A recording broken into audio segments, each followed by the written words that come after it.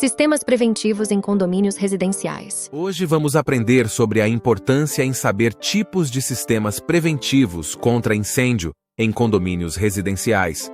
Mas antes, serão abordados sobre alguns dos principais incêndios em condomínios residenciais e comerciais que ocorreram no Brasil. Após isso, serão exemplificados os conceitos de princípio de incêndio e suas diferentes classificações, além do comportamento que as pessoas devem ter ao se depararem com essa situação. Em seguida, falaremos sobre os tipos de extintores e os métodos corretos para utilizá-los. Por fim, serão contextualizados alguns dos principais sistemas preventivos contra incêndios em edificações residenciais de característica vertical. Mas antes, ajudem um amigo. Curta esse vídeo e se inscrevam no canal. Histórico de incêndios em edifícios comerciais e residenciais no Brasil.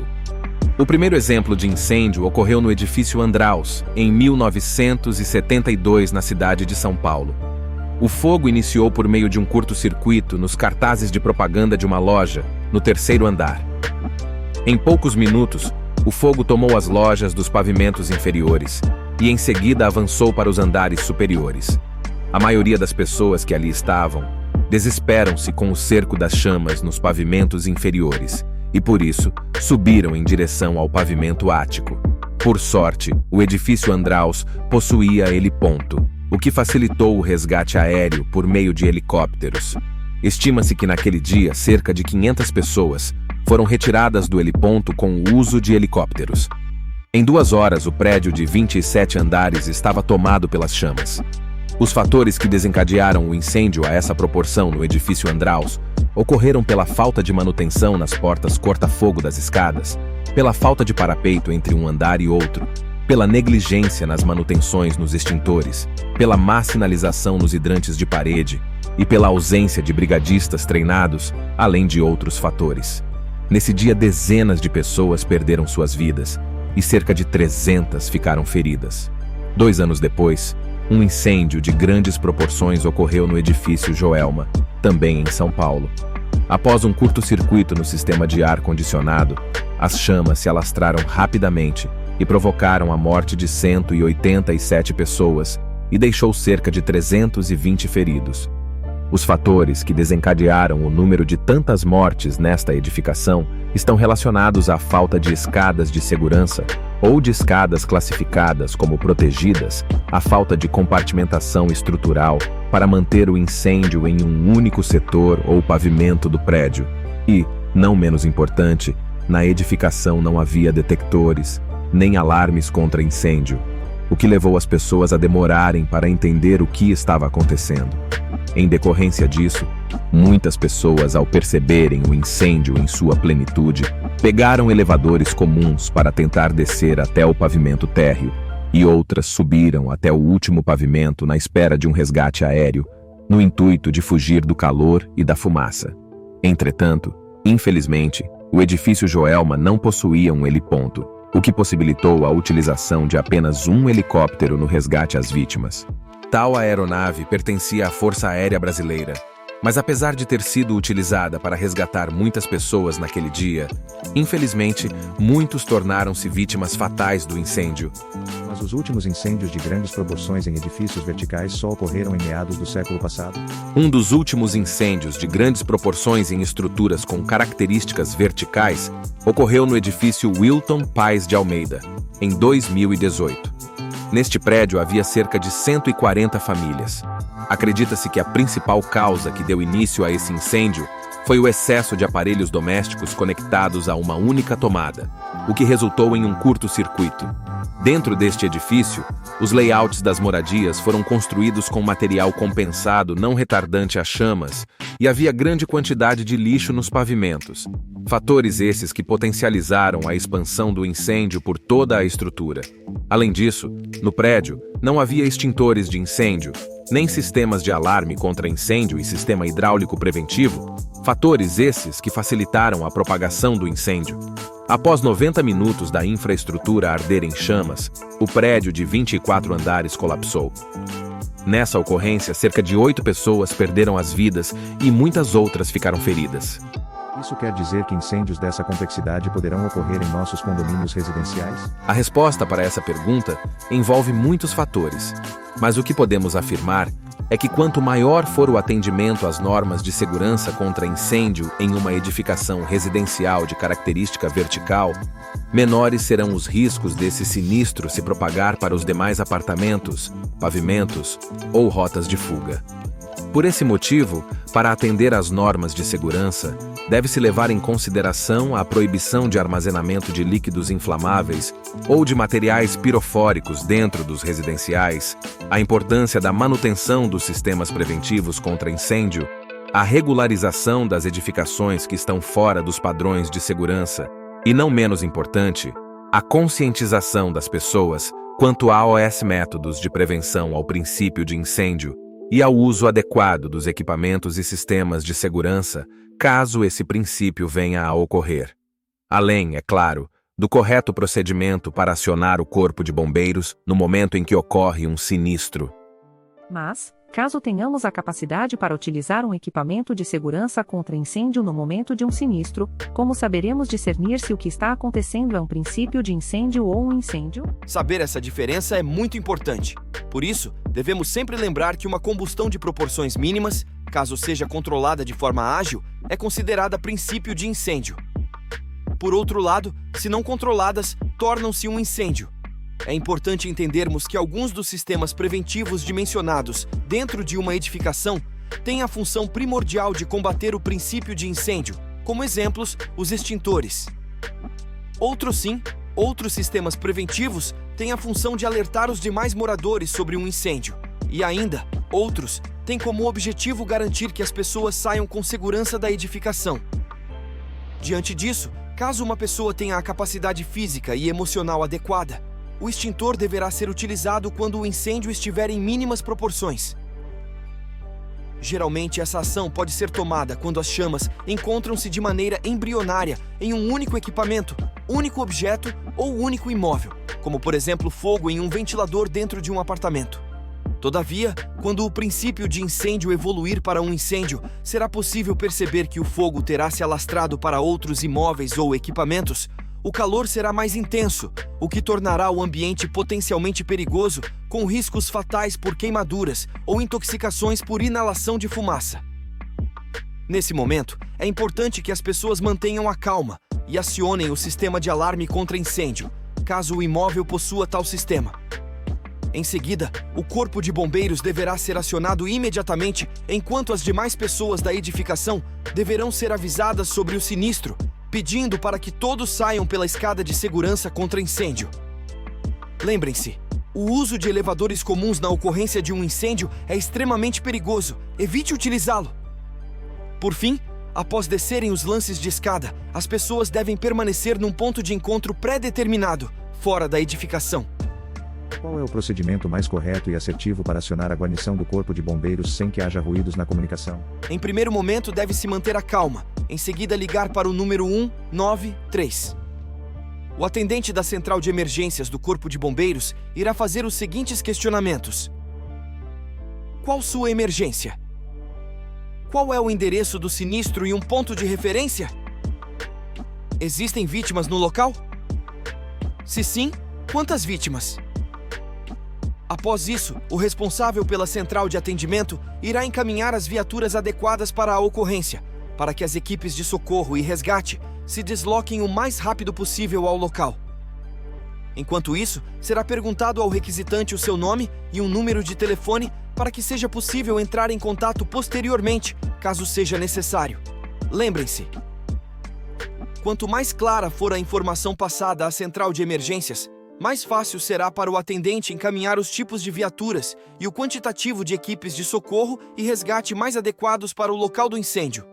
Mas todos os incêndios possuem as mesmas características? Os princípios de incêndio são divididos em classes, já que, de acordo com o material que está sendo queimado, é preciso saber qual tipo de extintor usar, de maneira que seja mais eficaz e seguro o combate às chamas. Em algumas situações, ao utilizar um agente extintor inadequado para determinada classe de incêndio, pode ocasionar sérios acidentes.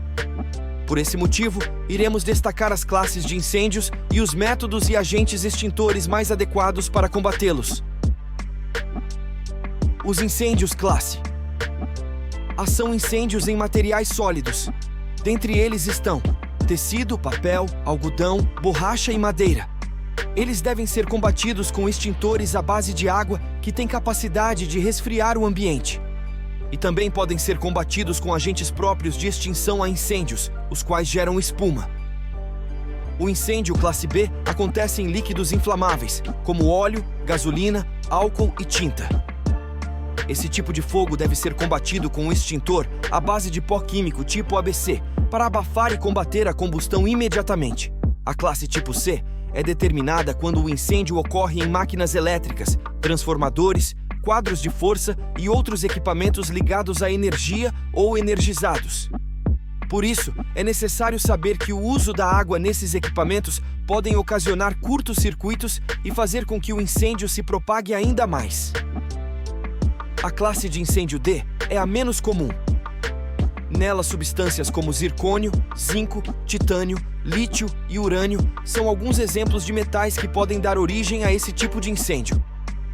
Essa classe se caracteriza por elementos que reagem à água, inflamando ainda mais as chamas. Como exemplo de objetos que possuem esses elementos são pilhas, baterias, lâmpadas e fogos de artifício. Por fim, o incêndio classe K ocorre em cozinhas ou restaurantes. Trata-se da ocorrência em óleos vegetais ou gorduras animais. Cabe destacar que nesse tipo de incêndio não se deve utilizar água. Isso porque o efeito físico-químico dessa mistura com óleos ou gorduras quentes causará uma expansão generalizada do vapor d'água no interior do local em que esses elementos estão armazenados, o que, por consequência, resultará no deslocamento súbito desse óleo para fora do recipiente. E ao misturar-se com o oxigênio, ocasionará um boil over, mais conhecido como uma explosão por ebulição. Mas para os corredores dos pavimentos de nossos apartamentos, qual é o tipo de extintor que deve ser instalado? Com base na norma de segurança contra incêndio, o dimensionamento do tipo de extintor para cada área de um condomínio residencial dependerá de uma análise feita por um responsável técnico devidamente habilitado. Geralmente, para os corredores dos pavimentos dos apartamentos, o tipo de extintor mais instalado é o de modelo ABC. Entretanto, em alguns desses corredores também poderá ser encontrado extintores do tipo BC.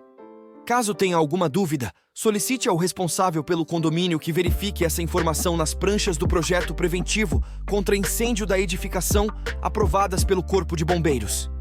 E como se utiliza um extintor de incêndio? Avalie a situação. Certifique-se de que você está seguro ou segura para usar o extintor.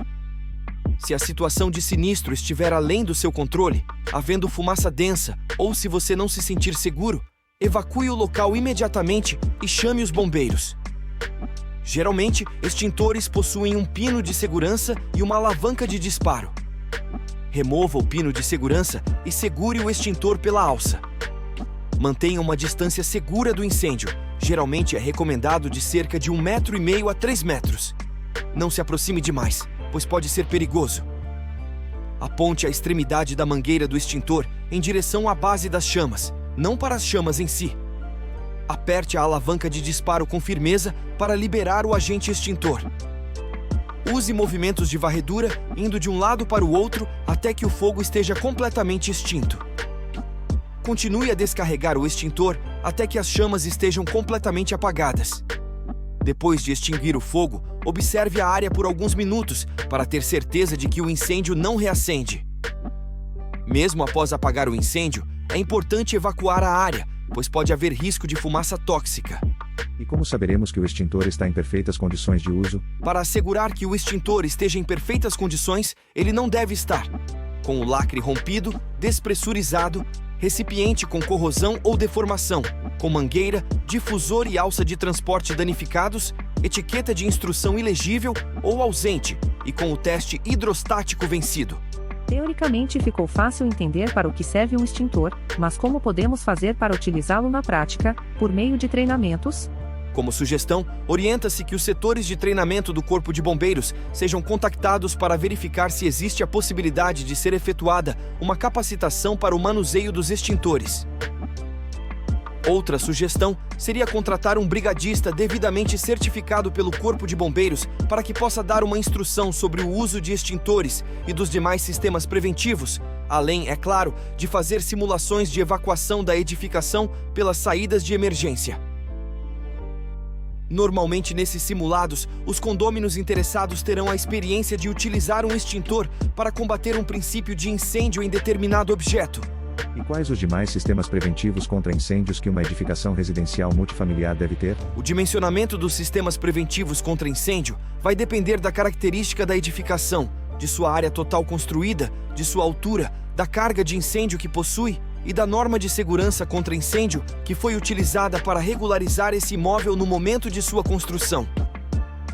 Dentre outros sistemas preventivos, podemos citar os mais conhecidos, como por exemplo, extintores, alarme de detecção contra incêndio, sistema de gás combustível, sistema hidráulico preventivo, iluminação de emergência, instalação elétrica de baixa voltagem, saídas de emergências, sinalização para abandono de local, acesso de viaturas do Corpo de Bombeiros, isolamentos entre blocos de edificações e proteção estrutural.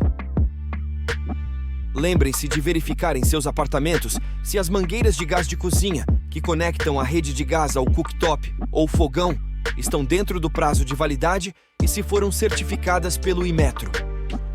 Além disso, é importante destacar que as cozinhas devem conter aberturas de ventilação permanente, a fim de evitar possíveis acidentes de explosão por acúmulo de gás. Outro sim, vale lembrar que o armazenamento de cilindros de gás no interior dos apartamentos é extremamente perigoso e atualmente é proibido pela norma do Corpo de Bombeiros. De acordo com o Corpo de Bombeiros de Santa Catarina, irei citar as principais causas de acidentes com incêndios que ocorrem no estado, as quais são fiação, fritadeira, álcool, gasolina, diesel, fogão a lenha, fogão a gás, vela, caixa de distribuição elétrica, fósforo, churrasqueira, motor elétrico, ventilador, tomada, isqueiro, máquina de lavar, panela no fogo, lareira, mau dimensionamento da rede, ar-condicionado, cigarro, lixo, lixeira, lâmpadas, depurador, coifa, criança brincando com fogo, fonte de carregador. É importante ter atenção e esses possíveis riscos para que possamos trabalhar com a prevenção, a fim de mitigá-los. Mas e aí? Gostou do conteúdo? Deixe seu like e se inscreva no canal. Abraços e até mais!